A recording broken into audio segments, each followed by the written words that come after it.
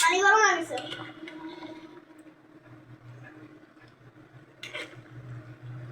এটা কিছু দিয়া এমন দিয়া দইরা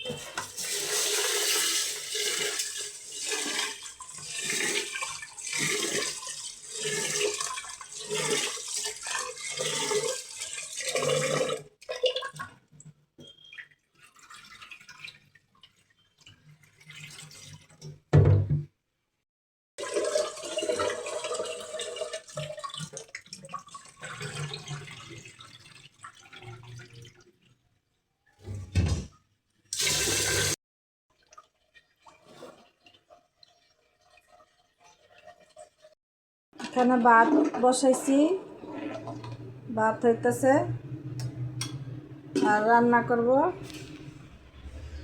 এই তো শিং মাছ ভিজায় রাখছি, শিং মাছটা রান্না করব। বুনাও করতে পারি এবং কি আলু দিয়ে দিয়ে রান্না করতে পারি, দেখি কোনটা। এখানে চিকেন বাসপাতি রান্না করার জন্য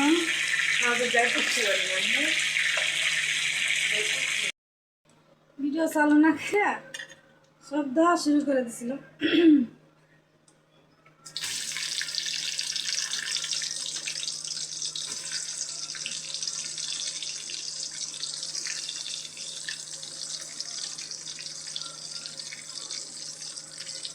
আন্দার হয়ে যায়।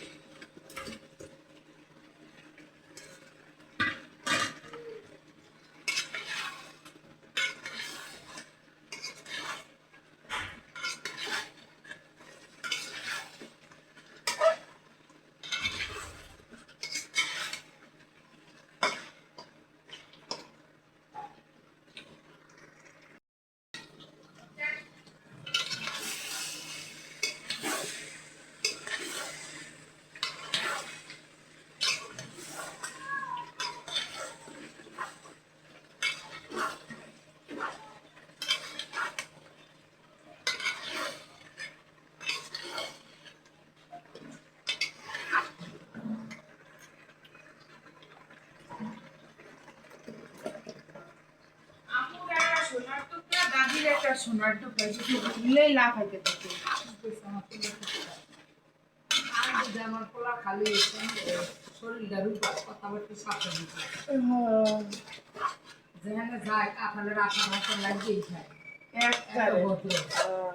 আজকে কইছো দেখতে যার কদিন না হনি চল তোলা খাই একটু সোনার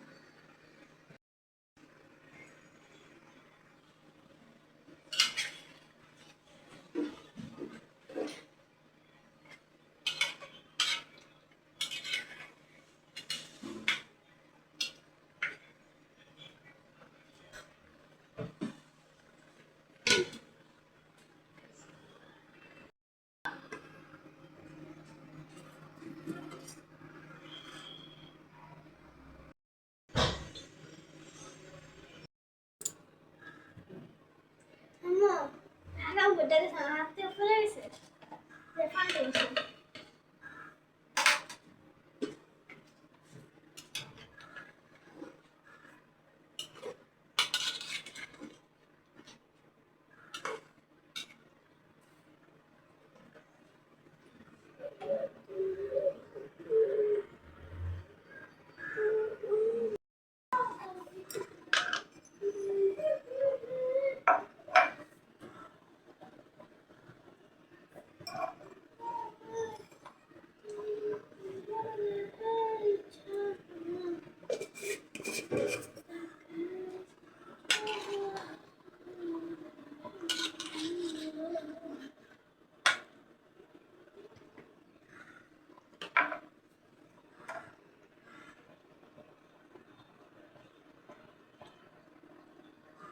এই জলটা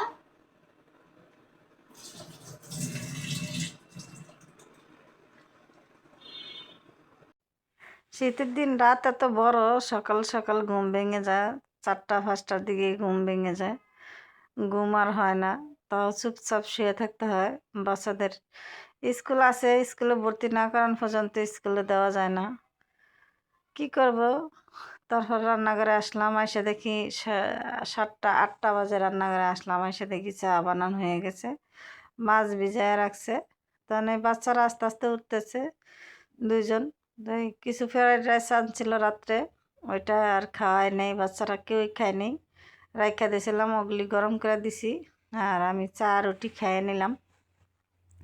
খাইয়া এখন রান্নাঘরে আসলাম, আইসা দেখি যত পেঁয়াজ কাটা আছে, তারপরে মাছও ধোয়া, মাছ ধোয়া সব কিছু করা। এখন আমি মাছটা ভুনা করে নিব,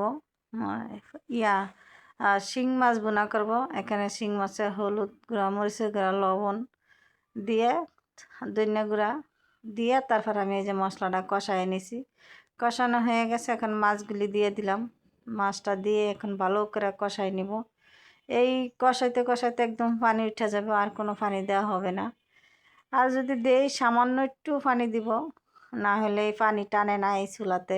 তারপরে কড়াই হয়েছে, এই কড়াই পানি একদম টানে না, আর কড়াইতে লাড়া দেওয়া যায় না, লাড়া দেওয়ার আগে ঘুরে কড়াইটা খালি ঘুরেই ফেরাই ফেনে। এই ইলেকট্রিক চুলা রাঁধতে সুবিধা, আবার অসুবিধাও অনেক, রান্নাটা পুড়ে যায়, নিচে দিয়ে পুড়ে যায়, আর অনবরত লাড়তে হয়, একটু সরে গেলে এই তরকারি ফুরে যায়, সেই জন্য দাঁড়াই থাকা লাগে, রান্না করতে করতে পাও ব্যথা করে, একদম কন্টিনিউ দাঁড়ায় থাকতে হয়, আর লাড়া ছাড়া থাকতে হয়। দেখেন কত পানি উঠছে, আমি কিন্তু একদম পানি দেই নেই।